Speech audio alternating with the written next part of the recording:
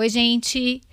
Hoje é mais um dia de podcast em que a gente chamou um grande cirurgião plástico, amigo meu, daqui de Goiânia, que é o Dr. Paulo Renato de Paula, que foi chefe durante 17 anos do Serviço de Cirurgia Plástica do Hospital das Clínicas da Universidade Federal de Goiás e hoje, atualmente, ele é regente dos residentes pela Sociedade Brasileira de Cirurgia Plástica aqui no estado de Goiás. Então, é um prazer te ter aqui, Paulo. Primeiro, eu queria que você comentasse como que foi um pouco do seu currículo, como que surgiu esse interesse seu pela plástica. Em primeiro lugar, obrigado pelo convite, muito lisonjeado, te respeito muito profissionalmente. E falar um pouquinho, né? É um pouco chato falar, porque essa é uma história de 30 anos, mas no meu internato eu optei ficar 2 meses fora do Brasil para ter uma visão já da cirurgia plástica, nessa visão do lado de fora. E aí eu decidi fazer. Para nós fazermos a cirurgia plástica, nós temos que fazer primeiro a cirurgia geral. Então, eu terminei minha faculdade e fui para a Universidade Federal do Rio de Janeiro, que é o UFRJ. Fiz minha residência em cirurgia geral lá e após esse período de 2 anos eu prestei um concurso uma prova para o serviço do professor Pitangui, que sempre foi uma referência para a gente no Brasil, referência no mundo para todos nós. Ele é o patrono da cirurgia plástica brasileira e tive essa oportunidade, foi muito importante na minha vida e passei 3 anos ali fazendo a minha residência. Terminei, voltei para os Estados Unidos, exatamente para Nova York, e fiquei quase 4 meses vendo só a parte de face e pálpebras, que foi uma área que eu sempre me apaixonei muito. Então, desde esse período, que foi no período já 95, eu me apaixonei, tive esse período lá, retornei, comecei meu mestrado na UFRJ novamente, no departamento de cirurgia, e passei cada vez mais a estudar, direcionar, trabalhar com pessoas voltadas para as plásticas da face e das pálpebras. Surgiu o doutorado na USP. Eu fiz parte da primeira turma e eu fiquei locado no departamento direcionado para pálpebras. Então, desde então, eu direcionei demais para isso. E hoje é isso, cursos sempre fora do Brasil, cursos no Brasil, dando aula, aprendendo, estudando, vendo colegas, grupos de WhatsApp que a gente tem demais hoje, né? Tem uns grupos muito, muito fortes na cirurgia plástica da face, com colegas do mundo inteiro, são os melhores do mundo. Só tem 10 brasileiros nesse grupo, estou feliz de estar nesse grupo. E depois de alguns anos, surgiu o concurso na UFG, na Faculdade de Medicina. Tinha 24 anos que não abria concurso. E eu fiz o concurso, eu entrei como professor da faculdade. Então, hoje eu sou professor da Faculdade de Medicina, sou coordenador da graduação, acompanho então os alunos, a Liga de Cirurgia Plástica, e também passei a interagir no hospital, onde assumi essa chefia por tanto tempo, como você falou. E estamos aqui hoje.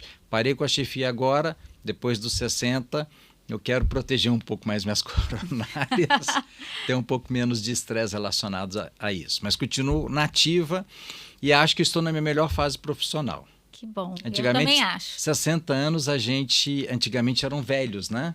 Eram idosos. Hoje, 60 anos, nós estamos em plena atividade física. Não é o seu caso, é o meu, mas é muito bom ainda podendo produzir muito, ensinar e educar e operar, que é prazeroso. E assim, só para contextualizar vocês, como o Paulo Renato é o chefe da cirurgia plástica, eu sou a chefe da cosmiatria da dermatologia, do serviço de dermatologia. Então, a gente vive, né, com pacientes em comum, né, tanto da parte estética quanto da parte também de correções, né, de cicatrizes, dessa parte da plástica que não é só estética, que é a parte também funcional. Então, a gente tem pacientes em comum e é por isso que surgiu essa amizade, né, que a gente tem até hoje, inclusive fora também do consultório. Perfeito. Paulo, mas agora, assim, eu vou fazer as perguntas que são mais polêmicas, então, nas redes sociais. Primeira coisa, assim, a gente está vendo, estava conversando esses dias com um paciente meu, e ele falando assim, que as clientes dele, ele é cabeleireiro, e ele falando que as clientes dele cada vez mais estão jovens e fazendo plástica, cirurgia plástica de face, a ritidoplastia, muito jovens. Então, qual é o timing ideal para fazer cirurgia plástica? Porque eu vejo assim, eu não tenho problema em indicar pacientes para cirurgia plástica, eu indico muito pacientes para você, para outros médicos também, e que eu acho o seguinte, nós não somos concorrentes. Concordo né? plenamente. Então, é exatamente isso. Eu acho que a gente tem que entender que o dermatologista ele não é concorrente do cirurgião plástico. Mas, ao mesmo tempo, a gente pode fazer alguns tratamentos antes, mas existem pacientes que já têm essa indicação. Então, do ponto de vista estético, primeiro, qual é o paciente mais jovem que você já operou de ritidoplastia e qual é a faixa etária que você considera que seria ideal? Tá. Na verdade, não existe uma faixa etária ideal. Antigamente, nós tínhamos uma ideia lá em torno de seus 52 anos, 55 anos ou 60 anos. Nós tínhamos esse grupo de pacientes que eram muito específicos que vinham para a cirurgia plástica. Hoje, exatamente com os tratamentos dermatológicos, isso daí vem sendo retardado. Então, isso tem retardado. Óbvio que eu acho que existem casos específicos que podem ser realizados tardiamente e precocemente. O que me induz a indicar isso precocemente? 2 detalhes. Pacientes que já fizeram vários tratamentos dermatológicos, de alguma forma obtiveram um bom resultado, mas está aquém do que ele ainda gostaria. O desejo, e exatamente eu colocar minha mão no rosto desse paciente e avaliar. Então, seria a indicação e o desejo. E isso, a idade, eu vejo que a idade cronológica, para mim, ele é um dado, mas ele é um número. Ele não é mais a minha referência. A minha referência é exatamente isso. Então, era uma frase que o próprio professor Pitangui, ele utilizava, qual é o momento de você operar, o momento ideal para você operar, quando você não está em paz com o espelho. Então, acho isso uma frase interessante. Então, qual foi o paciente mais jovem que eu já operei? Depende do quê? Mas de uma ritidoplastia, 37 anos. Ela tinha uma flacidez acima da média, ela já tinha feito todo tipo de tratamento, já tinha esgotado, e falou, olha, eu continuo com essa flacidez, então eu a operei. Coincidentemente, deve ter uns 4 meses, eu a reoperei, depois de 8 para 9 anos. Que é outra pergunta que eu acredito que você vem me perguntar, quanto tempo que dura um lifting? Não tem, ninguém pode te responder, isso é uma pergunta de $1 milhão, né?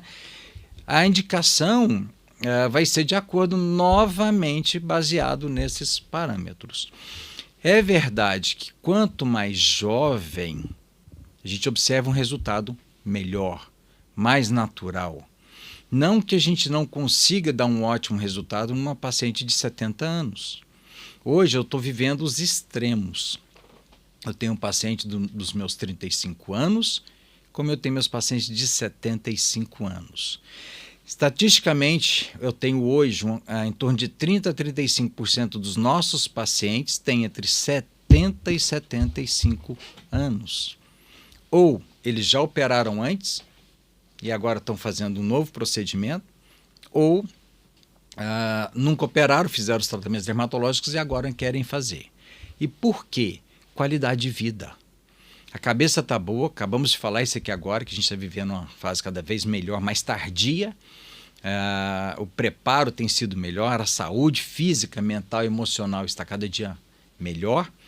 Então esses pacientes não querem apenas se sentirem bem, querem se sentir participando dessa sociedade, desse momento, que vai acompanhar a sua cabeça como ela está. Então a gente tem esses extremos hoje, dos 37 anos aos 75 anos. E tem gente que tem, por exemplo, eu vejo uma paciente de 35 anos, exemplo, de uma lipoaspiração que está acima do peso, não faz uma atividade física. Então a idade metabólica dela é uma idade muito maior, enquanto uma paciente de 72 anos, ativa, faz exercício diariamente, magra, tem uma alimentação adequada, a cabeça está a 1000, fisicamente a resposta dela no meu pós-operatório é melhor mais rápida, uma recuperação muito melhor do que essa de 35 anos que vai fazer uma lipoaspiração, por exemplo. Então, volto a dizer, a idade hoje ela é um número importante, mas é mais um número. Bom, obrigada. Eu acho que assim, uma pergunta de $1 milhão também, né? Quando que a gente vai indicar? Quando que a gente vai começar? Porque eu já vi que tem gente que indica, por exemplo, fala que se tiver 3 centímetros de pele, aí vai indicar, enfim, né? Mas eu acho que é exatamente isso. Eu tenho pacientes no consultório que tem essa dificuldade, fala assim, poxa, eu já fiz tudo aqui, mas ainda estou incomodada. E esses dias eu tive uma paciente exatamente isso. Falei, então vai fazer sua cirurgia plástica. E já tive também pacientes que vieram falar assim, olha, eu tenho esse tanto de dinheiro aqui para gastar e eu quero que você faça tudo em mim. Eu falei, olha, então pega esse tanto de dinheiro que você tem, vai no cirurgião plástico primeiro, depois você volta. Porque eu não vou perder a paciente, mas eu preciso ser ética com o paciente. Eu preciso falar para o paciente aquilo que ele tem que realmente fazer. Então, eu acho que essa sua consideração foi excelente, Paulo. Obrigada, viu? Perfeito. Bom, outra coisa, outro ponto polêmico entre a cirurgia plástica e a dermatologia é a questão dos injetáveis antes da ritidoplastia. Então, tem vários cirurgiões plásticos na rede social que advogam que os pacientes não podem fazer ácido hialurônico, não podem fazer bioestimulador de colágeno, não podem fazer tratamentos com lasers, que esses pacientes depois, na hora que chegar na cirurgia plástica, eles vão ter dificuldade. Então, eu queria que você falasse na sua prática o que você pensa disso e se é para evitar ou não. Se existe essa dificuldade, quando que você espera um tempo para poder fazer cirurgia plástica e quais são os tratamentos que você sente mais dificuldade na hora de descolar, por exemplo, a pele do paciente. Tem muito essa questão também do deep plane que o pessoal está falando, que aí não é o plano que a gente faz bioestimulador de colágeno, então que quem faz deep plane não teria essa dificuldade. Então eu queria que você explicasse um pouco isso para a gente. Ótimo. A realidade que, como a gente vem falando, como o mundo vem mudando, esses tratamentos, eles vieram para ficar. Isso é inevitável. Eu posso te dizer que em 2025 eu só tive 2 pacientes que não tinham nada no seu rosto. De 100 pacientes, mais ou menos. 2%. Uma porque não queria fazer e a outra que tinha uma doença autoimune, Sjögren. Então, a gente colocou bastante gordura, a gente usa muita gordura com vários efeitos que a gente pode falar um pouquinho depois.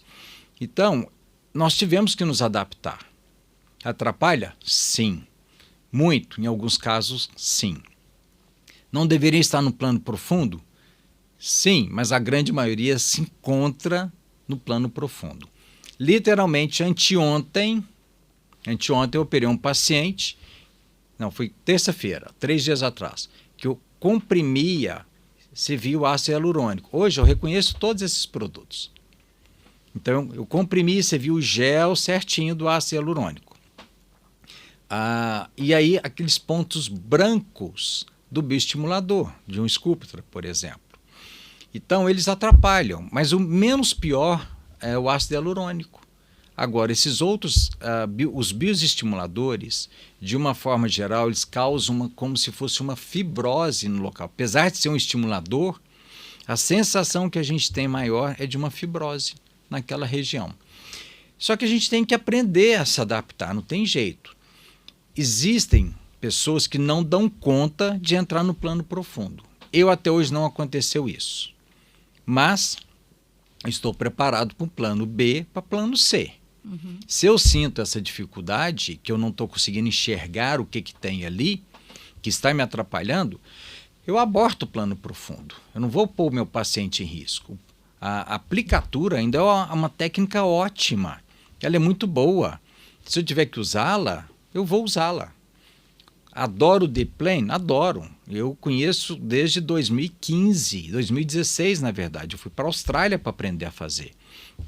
Enquanto a gente tem uma febre agora disso, que as pessoas agora que estão começando, nós temos mais ou menos 550 pacientes operados só com essa técnica do Deep Plane. E tem muita gente que fala que opera Deep Plane e não opera, né? Exatamente, a gente sabe disso, a gente conhece, eu conheço vários. E é uma técnica mais elaborada, mais rebuscada. Eu acho que você tem que ter feito várias cirurgias numa técnica clássica para depois você migrar. E todos nós passamos por isso. A técnica é mais difícil, mas depois que você aprende, ela é maravilhosa. Eu a defendo. Pode ser que eu mude amanhã? Claro, medicina é uma coisa dinâmica, feita de verdades temporárias. Mas você considera que, por exemplo, o Deep Plane, quando você faz o Deep Plane, você tem menos chance de ter intercorrências por causa dos tratamentos injetáveis ou às vezes de laser, alguma coisa assim? Se eu tenho menos intercorrência com eles... É porque, assim, teoricamente, a gente por entrar coloca no plano profundo? A gente coloca mais bioestimulador mais superficial. Certo. E se você faz o Deep Plane, teoricamente ele é mais profundo, então teoricamente você não teria aquela dificuldade. Na prática é o contrário. Porque é o seguinte, se eu estou perdido naquele momento, se eu estou vendo a pele, o que está abaixo é o SMAS. Logo, então, estaria acima. Eu estou trabalhando acima dele com risco menor de eu lesar qualquer nervo. Uhum. Quando eu entro embaixo e eu não estou vendo o que eu estou incisando ou descolando, porque lá para baixo o segredo é você não cortar. É tudo descolamento. Mas isso não impede você lesar. Você tem ducto de steno, que você pode lesar da parótida, né? Mas, em alguns lugares, por exemplo, essa mesma paciente, ela tinha isso. Ela tinha... foi encontrado pela Ana Carolina, ela acreditava que era hidrogel, mas ela não sabia se era um ácido hialurônico de G, de alta densidade, e eu tirei, mandei para a patologia até para a gente avaliar. E é isso que eu vou te falando, ele me retarda, demora um pouco mais. Outro dia eu ouvi de uma paciente que ela falou assim, como é que ela falou? Cirurgião é que lute, né? Pela dificuldade que vai encontrar. Mas dificulta sim. Então ele não atrapalhou. Agora, na hora que você traciona esse SMAS para você reposicionar, você vê que ele é mais duro. A mobilização dele é menor. Então tem uma consequência sim. E quando você considera, por exemplo, se eu fizer um bioestimulador de colágeno hoje, um ácido hialurônico, quanto tempo você me daria para eu poder fazer a cirurgia plástica? 5 meses é o período ideal. Aí a pergunta que fica, o paciente vai conseguir esperar esses 5 meses? Quantos pacientes chegam para a gente assim, eu quero operar amanhã, doutor, senão eu desisto. Olha, eu tenho um casamento da minha filha, eu preciso operar o mais rápido possível. Tem paciente que chega e eu brinco com o paciente, você esperou 60 anos para operar, quer operar amanhã, né? Então você tem uma agenda, nem sempre você tem a vaga, tem uma lista de espera de 3 meses, já tive uma época de 5 meses. Eu consegui um dia a mais cirúrgico, consegui diminuir esse período. Então nem sempre você tem, eu opero uma por dia, eu estou no centro cirúrgico esse paciente o tempo inteiro. Eu não quero ter equipe para tocar 2 salas, 2 grupos, de jeito nenhum. Então, do começo até o final. E é uma cirurgia longa, são 6 horas de cirurgia, 5 horas de cirurgia, eventualmente gasta-se mais.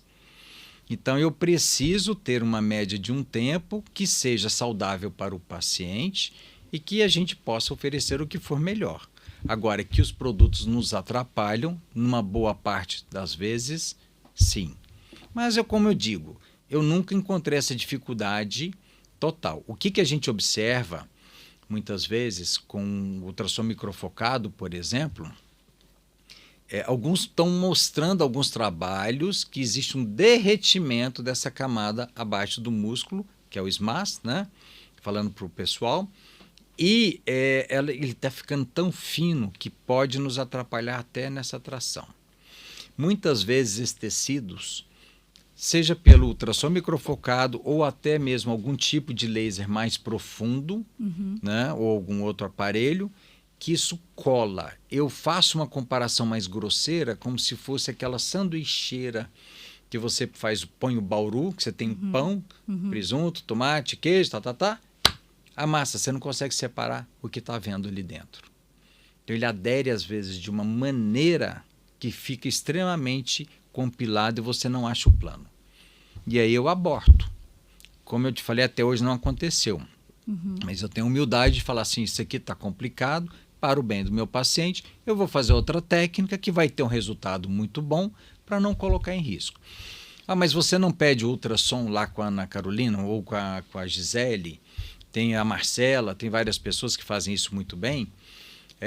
Ele me ajuda porque eu sei o que eu tenho ali, qual a quantidade, qual a profundidade algumas vezes, E a parte legal, né? Isso daí até porque eu operei uma juíza, ela foi pega de surpresa que ela tinha silicone, tinha fio, tinha uma série de produtos que ela não sabia que tinha sido injetado e ela ainda brincou comigo. Você foi inteligente, porque amanhã eu poderia achar que foi você que colocou isso em mim. E provavelmente tinha sido em São Paulo, segundo ela. Uhum. Então, ele, além disso, tem essa parte legal que é importante também para a gente. Então, não sei se eu te respondi. Não, acho que sim. Mas então, só recapitulando. Então, infelizmente, assim, existe essa interação entre os tratamentos injetáveis e as cirurgias. Isso não quer dizer que a gente não deva fazer os tratamentos injetáveis, porque esses pacientes chegam mais tarde ao consultório do cirurgião plástico. Então, se o paciente quiser ter uma cirurgia plástica mais retardada, obviamente vai ter que fazer realmente esses tratamentos. E o ideal é a gente esperar mais ou menos de 5 a 6 meses depois do último tratamento injetável para a gente fazer, então, a cirurgia plástica. Aí existe o deep plane, existem outras técnicas, as mais antigas, né? E aí, dependendo da dificuldade que o cirurgião plástico tiver na hora de abrir o rosto do paciente, vai decidir pela melhor técnica, então, que pode acontecer para esse paciente. Exato. Então, tá bom. E a gente não tem um limite, né, de cirurgia plástica, né? A gente pode fazer cirurgia plástica, né? Eu tô com um paciente de 80 anos que fez agora cirurgia plástica. Olha, 80. Uhum. E é a terceira cirurgia plástica dela. Então, na verdade, não tem um limite, né? Limite de idade também não tem. Não tem. Eu acho que o que é o limite é o bom senso. O que eu acho que é o limite, por exemplo, numa cirurgia corporal, que eu já tive paciente que voltou para fazer a lipo pela terceira vez. Eu não fiz. Eu me neguei a fazer. Ela não quer fazer uma alimentação mais saudável, diminuir bebida alcoólica, fazer exercício e acha que a lipoaspiração vai resolver tudo. Então, esse tipo de paciente eu não concordo com a conduta. Há pouco tempo eu atendi uma paciente que veio buscar cirurgia de face. Se não me engano, foi você que tinha me indicado uma vez ela. Ela veio ouvir opinião, eu falei, olha, você não está no momento de operar. Não é o momento. Olha aqui, eu estou pegando no seu rosto. Mas isso aqui é um pouquinho. Eu falei, é uma cirurgia muito grande para você ter um ganho pequeno. Tem que valer a pena. Eu não acho que vale a pena. Eu acho que eu sei quem que é e ela operou. É? Uhum. Ótimo. Se ela está feliz, tudo bem. Mas eu durmo com a minha consciência tranquila, eu achei que né? ficou muito, entendeu? Ficou estranho. Até pensei assim, meu Deus, não...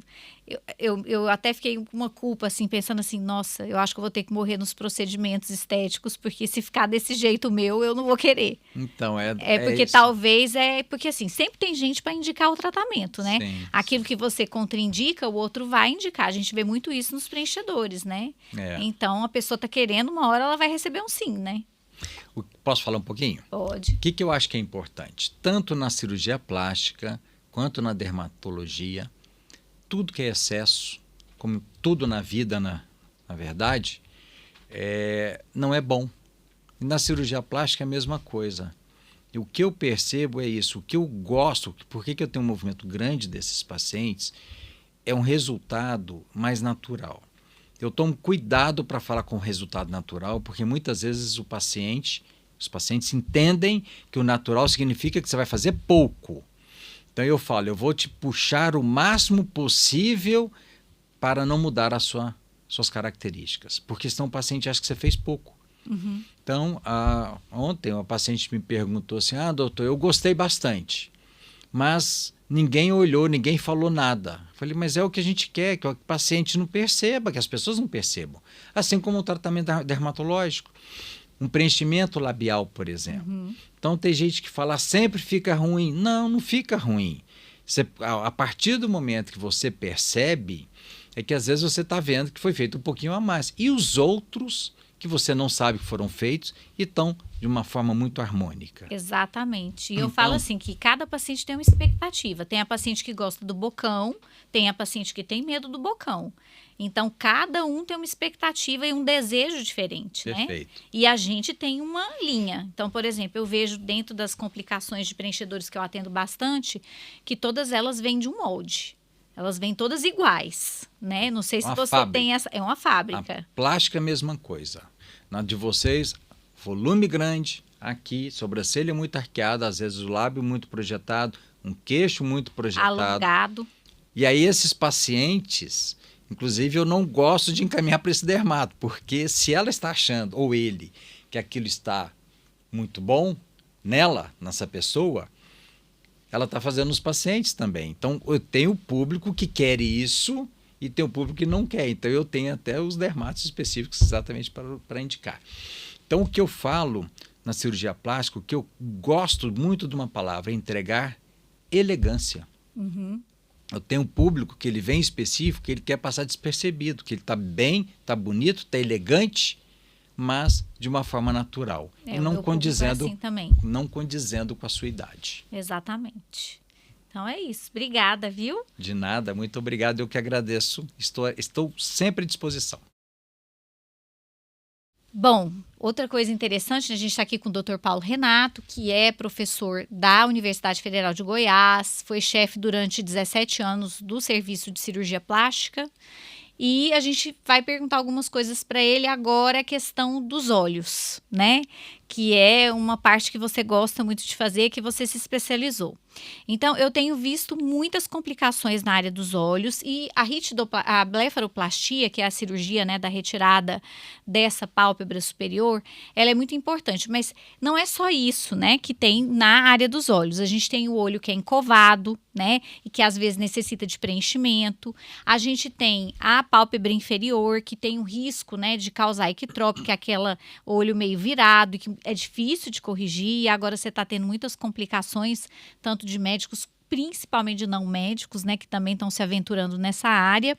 E, além disso, outra coisa interessante que tem muito no consultório é paciente que tem uma assimetria da pálpebra. Então, quando ri, a gente vai envelhecendo, primeiro, o olho fica fechando, ele fica menorzinho e, ao mesmo tempo, também, às vezes, fica menor que o outro. Então, não sei se vocês já tiraram foto e já viram que um olho fica diferente do outro. Então, eu queria saber, Paulo, do ponto de vista cirúrgico, o que a gente pode fazer na blefaro superior, na blefaro inferior, quais são os cuidados, quando que a gente pode fazer, e essa assimetria também das pálpebras, o que a gente pode fazer para aumentar o olho e também o olho encovado. Perfeito. O que precisa mudar é que a cirurgia plástica das pálpebras, as pessoas pensam que é uma simples retirada de pele. E isso é uma coisa que dura 30 anos, 40 anos, 50 anos, as pessoas têm essa mesma ideia. Então, até pouco tempo atrás, foi feito um comentário por um médico renomado de São Paulo, que ele falou, não, o fulano fez uma cirurgia, ele ia falar boba. É uma cirurgia simples. Não é. Cirurgia palpebral não é uma coisa simples, não é uma simples retirada de pele, como as pessoas acham. E a pálpebra, eu uso uma frase que eu coloco nas minhas aulas, que pálpebra, assim como o dinheiro não aceita desaforo, pálpebra não aceita desaforo. Então é uma cirurgia delicada, tem que ser feita com muito cuidado, carinho e respeito. Então a retirada da quantidade de pele e bolsa tem que ser muito meticulosa. Então a visão moderna da cirurgia plástica palpebral não se resume à retirada de pele e de bolsa. Em alguns casos, para um olho encovado, você tem que colocar gordura. Você pode reposicionar a bolsa de gordura. Você pode fazer um enxerto de gordura. A pálpebra de baixo, sim, existe esse risco. À medida que a gente vai amadurecendo, para não dizer envelhecendo, né? Uma frase que eu acho fantástica de uma amiga minha, jovens há mais tempo, né? Você vai tendo isso aqui, vai ficando muito flácido. Então, se você não fizer uma fixação, você tratar essa região com o risco dele ficar aberto, ele tem risco de ficar. Então, os pacientes estão chegando com a ideia que a cirurgia de pálpebra ela é perigosa. Ela não é perigosa. Ela só tem que ser tratada com muito cuidado e respeito. E com a técnica adequada. A técnica adequada e por pessoas capacitadas, preparadas, experientes. Existem várias pessoas no mercado, mas muita gente se aventura achando que tem que tirar muita pele. Então, pálpebra não se retira muita pele. É uma cirurgia conservadora. Então, nós podemos tratar o olho encovado, pode-se retirar as bolsas, pode-se retirar o excesso de pele. E temos que pensar na sustentação da pálpebra de baixo. São táticas cirúrgicas que muitas pessoas não fazem ou não conhecem ou não sabem. Quanto a isso do olho, nós temos que lembrar no diagnóstico desse paciente uma coisa chamada ptose palpebral. Muitos pacientes nossos que eu fiz essa semana, ela teve lá hoje, tem a queda do olho, que pode ser bilateral, pode ser só dos dois lados, como pode ser de um lado. Pode ser com o passar dos anos, como pode ser você nascer com isso, é uma coisa congênita. Tem várias táticas para se fazer, mas durante a cirurgia já da face e até mesmo da pálpebra, nós já fazemos isso. Então o tratamento é feito de uma forma interna, que não tem nada a ver com a retirada apenas de pele. É um problema muscular, que ele tem que ser tratado. Que é o músculo de Miller, né? O músculo de Miller, ou o levantador, que era chamado de elevador. Então, o músculo, a cirurgia de Miller, conjuntiva milerectomia, ou a fasanella cervati, você pinga um colírio. Eu tenho um colírio no consultório. Eu pingo o colírio, aguardo, ele é um estimulador do Miller, e se ele abre, ele vai me dizer qual que é a quantidade que eu devo ressecar. 7 milímetros, 8 milímetros, 9 milímetros ou menos. E aí tem gente que acha que vai resolver fazendo a plástica da pálpebra. Não resolve. Piora porque o paciente passa a observar de uma forma maior. Então, alguns apresentam, eu não tinha. Tinha, só que não tinha observado. Você consegue perceber por assimetria da sobrancelha, assimetria do olho, do fundo do olho, porque o músculo vai lá para trás, retrai. Então, existem várias táticas, né? E a musculatura, essa é uma certa dificuldade, porque nem sempre você sorri de uma forma semelhante na pálpebra também. Então, o músculo que contorna, que é o orbicular, você pode ter um músculo com a contração mais forte. Você pode ressecar pequenos fragmentos. Eu sempre falo, procure um bom dermato e faça um botox nesse músculo. Você pode enfraquecê-lo, que pode te ajudar, mais do que cirurgicamente, porque ele em volta do olho, ele é o que ajuda a fechar isso daí. E existe um outro ponto que as pessoas não valorizam, que é a sobrancelha, que é o supercílio. O termo correto é supercílio. Sobrancelha, ela me diz se você está triste, se você está com raiva, se você está cansada. Então, muitas vezes os pacientes chegam, eu vim aqui para operar pálpebra. As minhas pálpebras me deixam com olhar de triste ou cansado. Muitas vezes é aquela sobrancelha caída. Então, eu tenho que pensar numa tática para suspender. Existem várias. Aquela antiga de abrir de fora a fora, ou aqui. Hoje nós fazemos por vídeo, 3 pequenos cortes aqui, suspendemos aqui de uma forma bem tranquila, natural, para obter um arqueamento tão belo quanto esse. Substitui o Botox? Não. Eu falo muito para o meu paciente, você vai precisar do Botox sempre, porque isso não vai tirar suas rugas frontais. Ao mesmo tempo, essas rugas aqui. Então, por isso que a gente estava falando o quanto que a cirurgia plástica trabalha com a dermatologia, né? E Paulo, quando, por exemplo, eu quero fazer cirurgia de pálpebra, Certo. aí eu fiz Botox hoje, quanto tempo eu tenho que esperar para ir no seu consultório para você fazer a avaliação? Essa é uma pergunta complexa. E apenas poucos casos, se você me traz uma foto sua me mostrando que já tinha aquela queda e o Botox me atingiu, eu vou me basear naquilo. Agora, se eu tenho uma paciente que está com aquela maquiavélica lá em cima, medial muito baixa, essa eu peço para esperar, porque é um padrão que muda demais. Então, acho que uns 3 meses. Sim, mas às vezes eu não espero, porque muitas vezes você põe Não muda o padrão. Não muda, porque você tem a musculatura, quando você suspende, quando eu levo meu paciente em frente ao espelho, vou conversando, peço para relaxar, diminuir essa briga do frontal com os músculos da região aqui e daqui, eu tenho uma ideia e eu vejo minha mobilidade. Então aquilo é um guia que eu tenho já. Então, como eu te disse, ninguém quer ficar sem o Botox, ninguém quer ficar sem o preenchedor, né? Então a gente consegue de alguma forma fazer isso sem você precisar ter parado com o Botox. Obrigada, Paulo. Isso já ajudou a gente bastante a entender um pouco da cirurgia da área dos olhos. Bom, gente, a gente está aqui com o Dr. Paulo Renato, que é cirurgião plástico, chefe da residência de cirurgia plástica do HCUFG, foi durante 17 anos, agora está como regente. E a gente vai falar um pouco sobre o PMMA, que é um preenchedor definitivo, mas não só ele, também silicone. E quais são os problemas do paciente que tem PMMA, que tem silicone na face e que vai fazer uma cirurgia plástica. Primeiro eu queria que você falasse o seguinte, eu sei que você pede ultrassom para todos os seus pacientes antes das cirurgias, então eu queria saber o seguinte, quantos pacientes, em média, né, que você pede ultrassom e que tem esses preenchedores definitivos na face? Hoje eu peço para todos os meus pacientes e mando para pessoas específicas, tem várias pessoas boas na cidade, mas eu não aceito de qualquer lugar. O que é interessante, que eu posso te dizer que a gente tinha uma ideia de 30%. Na minha visão, hoje está entre 35% a 40% de todos os pacientes têm PMMA. E a surpresa é que a grande maioria não lembra que tinha injetado. E o mais interessante é o seguinte, é pensar que essas pacientes tinham esses preenchedores definitivos e que continuaram fazendo procedimentos como ácido hialurônico, bioestimulador.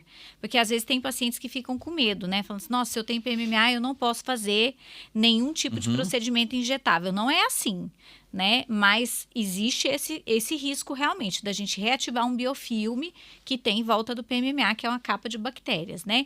Mas do ponto de vista cirúrgico, Paulo, o que você vê de complicação na hora que você abre essa paciente, tanto na hora de você abrir a paciente na hora da cirurgia, mas também no pós-operatório?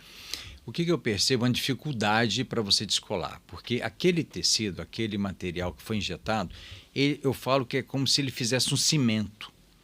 E você perde uma noção, porque ele adere, ele gruda em tudo. Então, ele pode dificultar, ele pode atrapalhar o procedimento cirúrgico, sim. E ele me causa um inchaço, um edema, um processo inflamatório, é rotina maior. Então, nos meus pacientes que eu uso de rotina um corticóide, um predicim, por exemplo, um prelone, por 3 dias, eu tenho que usar por 5 ou 7 dias. Isso é fato que a gente percebe. Percebemos também um edema mais prolongado no seu pós-operatório. Um inchaço maior e nem sempre, principalmente nessa região malar, que eu falo que é o tendão de Aquiles do cirurgião plástico de face, aquele edema prolongado de difícil tratamento e que muitas vezes melhora até com uma radiofrequência, né? Mas que com a presença de um PMMA a gente não pode utilizar. Então é uma área mais complexa, então tem que ser muito abordado com o paciente. Em alguns casos eu evito mexer naquela região, eu aborto entrar por ali, eu entro em outros lugares, mas eu evito mexer porque me causa um edema crônico e nem sempre eu tenho resolutividade daquilo. Mas é um problema para a gente. E outra coisa que eu queria te perguntar, assim, dos pacientes que você tem de PMMA, que você opera, quantos você lembra, assim, uma porcentagem de pacientes que tiveram complicação depois da cirurgia plástica? A complicação são esses casos, no inchaço mais tardio, que eu posso te dizer que pelo menos uns 30% tem um pouco a mais. Outra coisa é que esses pacientes muitas vezes vêm com a ideia de retirar o produto. E eu falo que eu não retiro. Se eu encontrar alguma coisa no meu caminho, mas eu não entro para retirar, até pelo risco de lesão muscular, risco de lesão de nervo, lesão de ductos da saliva, né, do parotídeo. Então, a gente evita mexer nisso daí. Mas, muitas vezes, os pacientes que têm um volume maior ficam com a ideia de que vai sair com o rosto mais fino. Então, já prepare esse paciente para não. E se esse paciente não entende, eu não opero, eu prefiro não operar. Eu não gosto de criar expectativa falsa, né? Então, mas sempre a gente tem, não em relação à cicatrização, mas internamente mesmo, tem áreas mais endurecidas. Estou com uma paciente agora que eu estou palpando ele bem superficial. Esse eu vou ter que, pelo meu descolamento, para não ter que fazer cicatriz do lado de fora, chegar até aqui e tirar alguns fragmentos. Aí você consegue. Mas quando você tem um bloco, não dá, eu não tiro. Eu opto por não mexer. Eu estou com um caso agora de uma paciente que ela é do Paraguai. E ela fez a cirurgia plástica, ficou bem, o resultado ficou excelente, é de um cirurgião plástico de São Paulo, inclusive muito bom. Mas depois de alguns meses ela evoluiu com nódulos inflamatórios e era PMMA. Então, agora a gente tem medicação que ajuda a controlar. Então, nesses casos, né, a gente publicou um estudo em 2024 de uma droga nova, que é um inibidor de JAK, da classe dos inibidores de JAK, e aí a gente consegue controlar todos esses pacientes. Então, muitas vezes eu falo para os pacientes assim, mas será que se eu fizer um preenchimento vai ter algum problema? Falo, é um fator de risco para se ter problema, assim como a cirurgia plástica. Mas hoje eu tenho muita tranquilidade de saber que eu tenho essa droga que não é um corticoide. Então, eu posso até utilizar corticoide, essa paciente utilizou, mas voltava a inflamação e voltava. E agora a gente conseguiu controlar completamente com o inibidor de JAK. Então, agora PMMA e preenchedores definitivos, nódulos inflamatórios, a gente consegue controlar completamente. Agora, o grande problema hoje, eu tive uma paciente ontem, eu atendi uma paciente que ela fez um blend, foi numa enfermeira e fez um blend de produtos. Essa enfermeira foi presa até, e ela injetou um produto que era uma mistura de vários preenchedores, e entre eles estava o PMMA. E aí, essa paciente, ela não tem nódulos inflamatórios, mas ela ficou com o rosto redondo. Entende? E aí, esse rosto redondo sem inflamação, eu não consigo melhorar com essa medicação. Então, aí eu tenho que partir para procedimentos que ajudam a afinar o rosto, por exemplo, como ultrassom microfocado. Né? E ela é uma paciente muito jovem, tem 26 anos. Então, não é uma paciente que tem indicação de fazer cirurgia plástica, mesmo porque a gente não vai conseguir retirar nada. Perfeito. Então, eu tenho que alinhar as expectativas dos pacientes, porque principalmente o paciente que vem da complicação de outro médico, ele pode ter uma complicação na correção da complicação, né? E você se torna a mãe dessa paciente, Exatamente. A dona do paciente. Isso mesmo. Obrigada, viu, Paulo? Muito obrigado mais uma vez. Bom, gente, então agora a gente vai para outro bloco também polêmico, que é o preenchimento de glúteo, ou seja, aquele preenchimento do bumbum, aquele bumbum arredondado. A gente sabe que essa é uma mania brasileira e o bumbum brasileiro ele é conhecido internacionalmente, né? Tanto é que existe o termo Brazilian Butt Lift, que na verdade ele serve para várias coisas, né? Não só para lipoenxertia, mas também ácido hialurônico, preenchedores definitivos, enfim. Então eu queria saber de você, Paulo, agora principalmente com os agonistas de GLP-1, que são as canetas emagrecedoras, muitos pacientes têm essa deflação de tecido, né? Então, o bumbum cai, fica com perda de gordura e também a flacidez da pele. Então, o que você faz nesses pacientes? O que você indica na sua prática? E como é que está aí essa procura no seu consultório? Esses pacientes estão vindo com uma deflação muito grande. É impressionante o descenso que acontece. O que eu percebo é como se esses pacientes fossem pacientes pós-bariátricos, só que numa velocidade muito rápida. Então é uma pele extremamente seca, desidratada, parece que realmente como se estivesse absorvendo mais nada. E com essa flacidez tão grande, a primeira coisa que a gente pede é atinja seu peso ideal.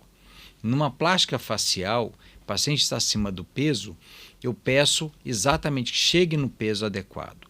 Para mim, as duas cirurgias que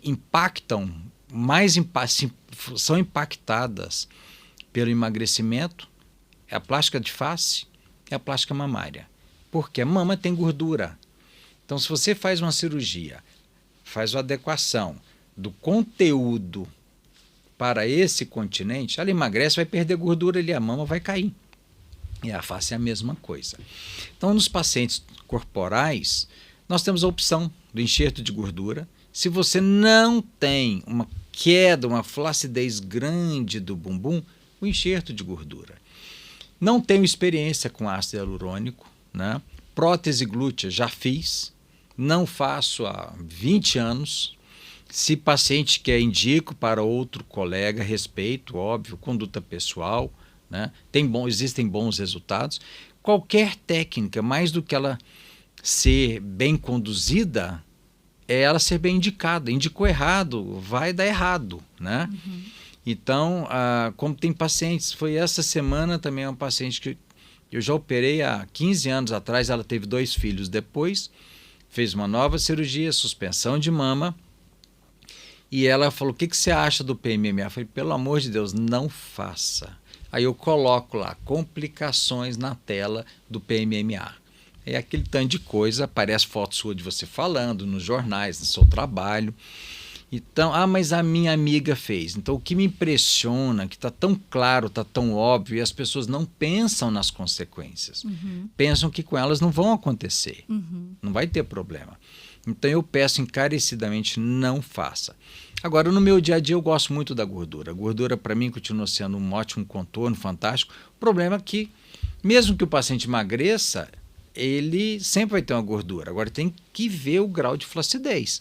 Às vezes você precisa fazer um lifting glúteo, suspender, para associar esse grau de flacidez, que nem sempre você vai conseguir um contorno, independente com o que você colocar, seja PMMA, seja ácido hialurônico, seja gordura. O que você colocar, se você tiver uma queda do glúteo, igual a mama, ela vai ficar grande e caída. Então você tem sempre que pensar na possibilidade de fazer uma suspensão, mas jamais um PMMA. Aí essa suspensão é feita com uma retirada de pele ou você suspende, sei lá, músculo, por exemplo? Você pode fazer basicamente a retirada de pele, você pode desepitelizar e rodar esse retalho de derme, inclusive como volume para glúteo. Isso é uma técnica de um francês chamado Pascal, que pode ser feita. E você pode associar a gordura associado a esse procedimento. Mas o músculo não, você não mexeria na retirada do músculo, você vai até o limite do músculo.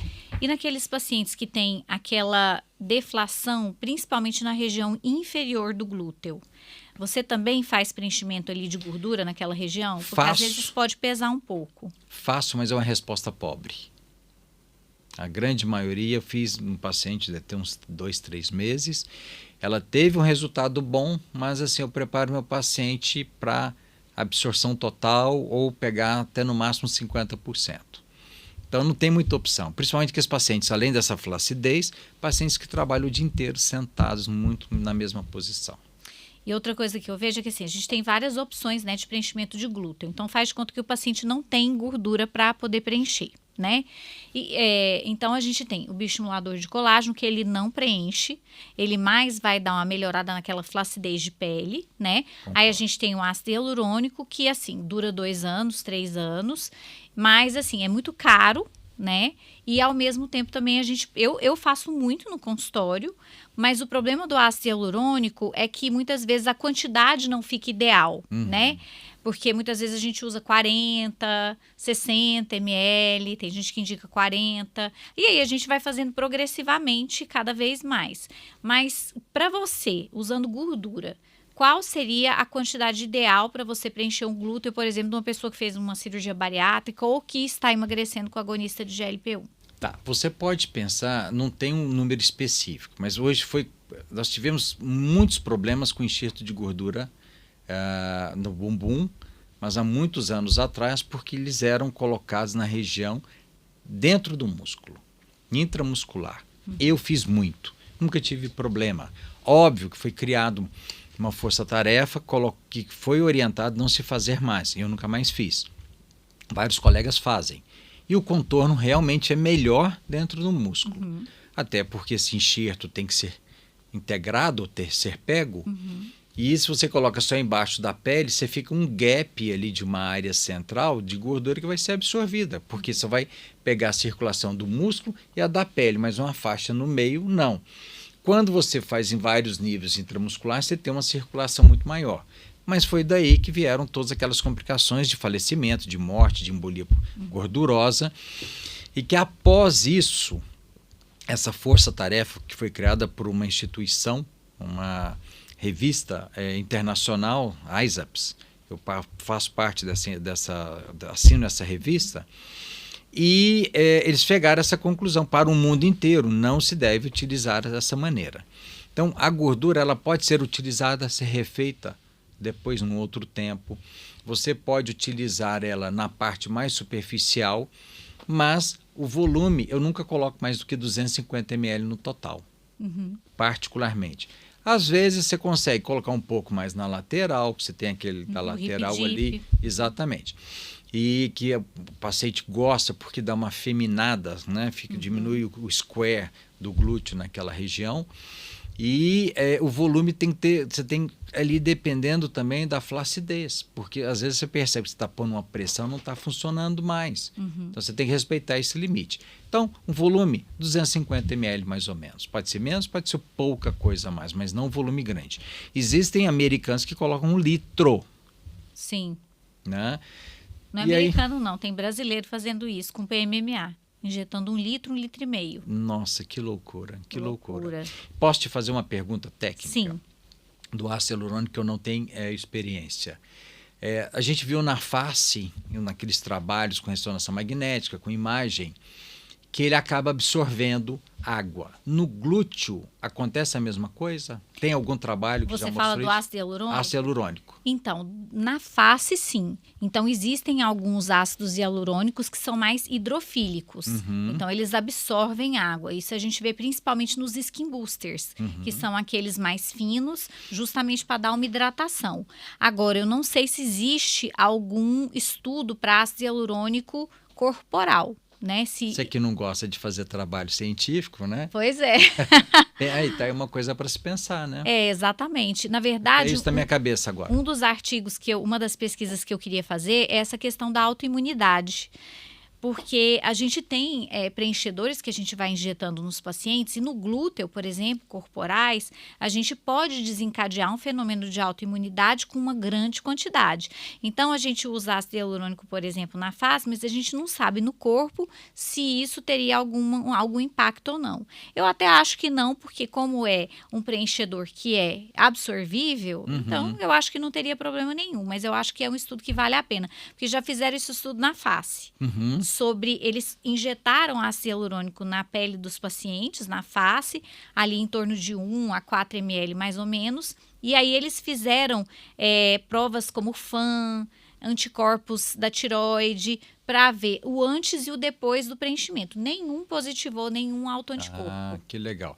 Porque essa era outra coisa que eu estava pensando. Hoje, como a gente tem a síndrome ásia, sim, que eu tenho pacientes adjuvantes. Então, queria saber de você, né? Porque a gente as pessoas pensam só na prótese. Eu falo que as pessoas estão colocando o problema hoje de quase tudo na prótese. Então, qualquer adjuvante, um stent é um adjuvante. O chip que a mulherada está colocando é um adjuvante. Sim. Né? Você tem tantas outras coisas, qualquer coisa que tenha alumínio, as nossas vacinas que nós tomamos, né? Então, isso a gente sabe. Aí eu teria essa dúvida, se eu não poderia considerar esses produtos como adjuvantes. A dose é muito baixa. Na verdade, existem alguns estudos tentando colocar ácido hialurônico, por exemplo, e outros preenchedores junto com as próteses de silicone. Mas a associação mais importante realmente é com prótese de silicone e com preenchedores definitivos. Porque os preenchedores temporários, eles vão sumindo. Mas eu tenho, por exemplo, uma paciente que ela teve síndrome ásia com um bioestimulador de colágeno específico lá, que a gente sabe que dá um pouquinho mais de fenômenos de autoimunidade nesse sentido. Então, eu tive um desse, tive um com silicone, que foi de uma pessoa que foi presa aqui, né, na cidade, porque injetava, né, muitas coisas. E tive uma outra paciente também que foi prótese de silicone, mas ela abriu um fenômeno autoimune. Ela hoje tem uma doença autoimune e foi prótese. Então, eu acho assim, que se a pessoa tem prótese, tem ácido hialurônico ou bioestimulador, eu acredito que a prótese seja a culpada, né? Em todo caso, a síndrome ásia é muito difícil da gente fazer esse diagnóstico, porque o paciente tem sintomas muito inespecíficos. Então, tem um cansaço, tem dor muscular, às vezes alteração da cognição, ou seja, não consegue, tipo Covid. Eu não estou mais aprendendo, eu estou com falta de memória. Pode dar neuropatia, que é ter uma queimação, ou às vezes um formigamento nos membros. Então, assim, é muito difícil de fazer esse diagnóstico e muitas vezes passa desapercebido pelo paciente e pelo médico também. Então, esses dias essa paciente foi no meu consultório e eu peguei o artigo, né, de síndrome ásia. Eu tinha uma pasta com vários artigos, porque eu tenho um amigo meu, cirurgião plástico, Felipe Tozak, que é lá de São Paulo, e aí ele me pediu esses artigos, eu mandei para ele, e aí eu fiz uma mistura e coloquei na inteligência artificial para ele fazer um resumo dos critérios. e tentei fazer uma comparação entre os sintomas da paciente, os sinais e os critérios diagnósticos de sindromiase. Bateu quase tudo. Então, realmente, ela tinha uma sindromiase. E como ela estava com silicone, que era um preenchedor definitivo que não tem como retirar, aí o tratamento dessa doença é metotrexato, inibidor de JAK. Até a inteligência artificial falou para mim, ué, você não está lembrando do seu remédio da sua publicação? Que isso, é sério? porque a inteligência artificial sua, ela é treinada por você. Então, se você insere muitos artigos, insere muitas coisas, então ela vai resolver isso para você, ela vai te dar de volta. E aí eu levei um susto, né? Porque eu falei, uai, mas como é que ele sabe disso, né? Se, assim, tem pouco tempo de publicação. Aí ele já falou isso. Mas é interessante, porque a gente tem esse risco nos nossos pacientes também. Então, os procedimentos injetáveis, eles são interessantes, mas a gente tem que fazer tudo com muita parcimônia, né? Sempre, sempre. Obrigada, viu, Paulo? Obrigado, eu que agradeço. Bom, gente, a gente está aqui com o Dr. Paulo Renato, que é chefe da cirurgia plástica do HC da UFG, e já foi chefe durante 17 anos, né? Agora é regente dos residentes. E a gente vai falar de outro tema polêmico, que são as complicações, né? Então, eu sou especialista em complicações de preenchedores, né? De procedimentos estéticos. Tenho alguns artigos publicados nesse sentido, mas eu vejo que, assim, a gente tem, não só os dermatologistas atendem essas complicações, que a gente tem não só dos nossos colegas, mas principalmente também de não médicos. A gente fez um estudo agora que foi publicado no Dermatologic Surgery, que entrevistou mais de 1.000 médicos, até a SBCP fez um alerta com o nosso artigo. Então, a gente entrevistou mais de 1.000 médicos de várias especialidades e eles contaram um pouco, responderam um questionário falando sobre o quanto isso impacta a vida do paciente, o quanto isso impacta não só o Sistema Único de Saúde, a saúde suplementar também, que são os convênios, né, que tem às vezes que receber esses pacientes, e a quantidade de pacientes que ficam com cicatrizes, né, que a gente viu que 17% tem cicatrizes permanentes. Então, Paulo, eu queria saber de você, qual é a complicação que mais chega para você no consultório? Como eu trabalho muito com as plásticas faciais e palpebrais, acaba chegando muito nessa região, relacionados a isso. Então, uma boa parte dos meus pacientes, em torno de 30% a 40%, quando vem especificamente, olhando só para a pálpebra, as pálpebras, são complicações. Complicações como olho aberto, complicação que tirou pele demais na pálpebra de cima, já atendi paciente com cegueira, bolsas incompletas, tratamento que foram mexidos 3, 4, 5 vezes. Tive uma paciente que ela tinha sido operada 17 vezes. 17 vezes. E ela não podia ficar em ar-condicionado, ela não podia ficar com vidro aberto, ela tinha que dormir com tapa-olho. Então, são cirurgias mais complexas que chegam relacionadas realizadas de forma inadequada. E a plástica da face também. Chega um paciente com necrose, pacientes com lesões, com queimaduras, com lesões de nervo. E aí você consegue ajudar em alguns detalhes. Esses dias atendi uma com uma lesão de nervo e ela tinha a expectativa que ia conseguir reverter totalmente. E eu encaminhei para um outro colega, por Carlos Gustavo, que é o exímio cirurgião plástico microcirurgião, trabalha muito com isso. E a gente sabe que não vai conseguir voltar, né? Já tinha 4 anos que ela operou. Então essa musculatura já atrofiou, inervação, e você não consegue, mas você consegue melhorar. Então é triste você atender a esses pacientes, porque eles chegam com uma expectativa muito grande, uma expectativa de voltar a serem o que eram. E isso a gente não vai conseguir. Então eu preparo o paciente, fica do meu lado ali uma caixinha com lenço de papel, que o paciente começa a chorar, né? Sempre é triste você saber que você tem limitação e não vai conseguir. E eu acho que um dos problemas, não sei se a gente falaria isso agora, exatamente são as redes sociais, né? Eu acho que as pessoas procuram muito mais o que elas querem e como ela começa a ver, o próprio Instagram entrega muito mais o que aquele paciente quer assistir. E acaba achando, esse médico é bom. Quantas vezes os pacientes chegam lá e você vai ver, não é médico. Não, mas ele dá muito curso. Não, ele tem não sei quantas curtidas, ele tem não sei quantos seguidores. Então hoje Eu acho que as redes sociais, elas são muito boas, elas trazem coisas excelentes, mas ao mesmo tempo traz tanta coisa ruim e as pessoas não filtram. Então é muito ruim você perceber que a pessoa pode buscar, vai estudar, vai procurar, procura saber daquela pessoa. Você tem hoje a internet, ChatGPT, seja qualquer outra inteligência artificial, busque, né, conhecimento. Hoje as pessoas não querem buscar conhecimento, querem buscar facilidade. E acabam caindo no golpe. E ainda chegam, olha, eu não tenho dinheiro para operar.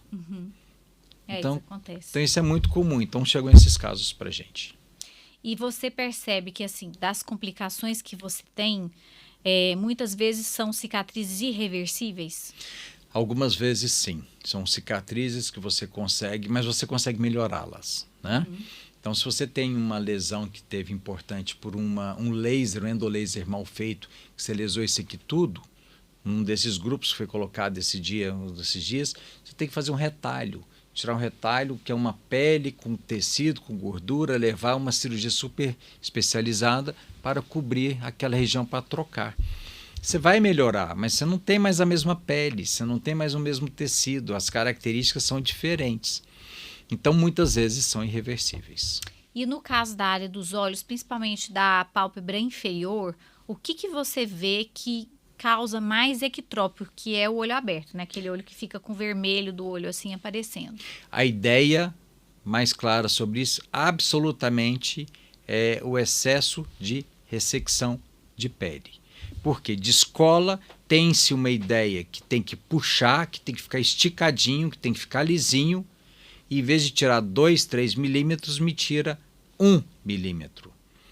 E não tem outra saída, você tem que tirar a pele de outro lugar, não adianta você tirar da pálpebra de cima, você vai tirar atrás da orelha, colocar aqui, às vezes você tem que tirar um pedaço de cartilagem, tem que tirar do palato, para colocar, para reconstruir, e essa reconstrução não é só apenas visando a parte estética, é a parte funcional, a parte de preservação do olho, preservação do olhar. Então você não consegue, a pessoa não consegue fechar o olho. Se não fecha o olho, você está com o olho exposto, você está com a conjuntiva exposta, você está com a córnea exposta. Esse paciente pode perder a visão. Então, repetindo, na cirurgia palpebral não quer dizer que toda cirurgia ela é perigosa, ela é arriscada, ela é problemática. Não é.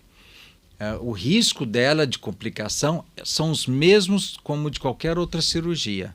Só que o que ela precisa ser feita de forma correta, adequada para o pessoal experiente da área.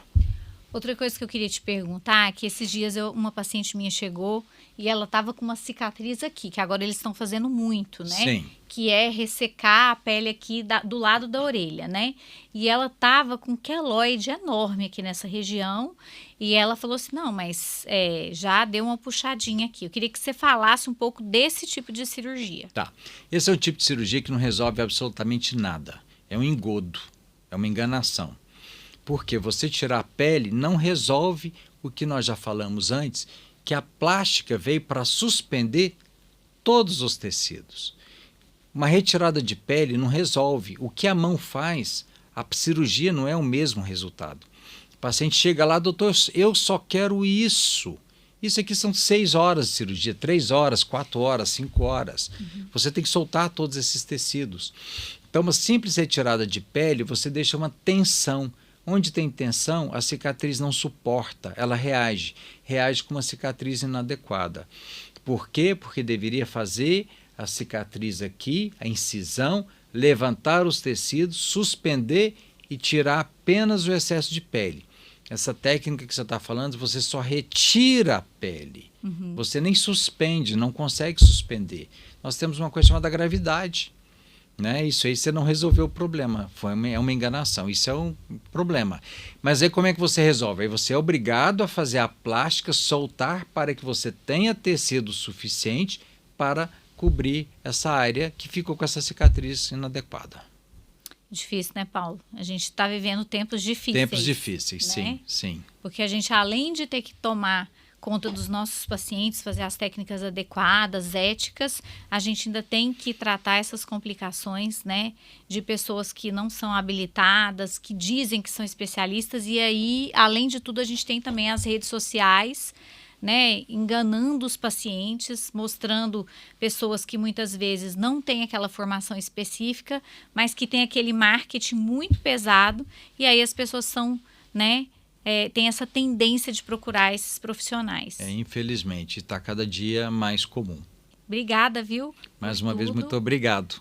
Eu queria encerrar, então, essa parte do Dr. Paulo, a gente falando um pouco sobre a cirurgia plástica, como a cirurgia plástica se integra com a dermatologia na questão de indicação, de procedimentos antes, da cirurgia de pálpebra, quando indicar, quais são os procedimentos que a gente pode fazer, que a gente não pode fazer perto da cirurgia plástica, além disso as complicações, né, que a gente tem desses pacientes, como a gente faz para corrigir, do glúteo, né, que cai principalmente agora com as canetas emagrecedoras, o que a gente pode fazer para tratar o glúteo também do ponto de vista cirúrgico, né, que eu falei um pouco da parte dermatológica.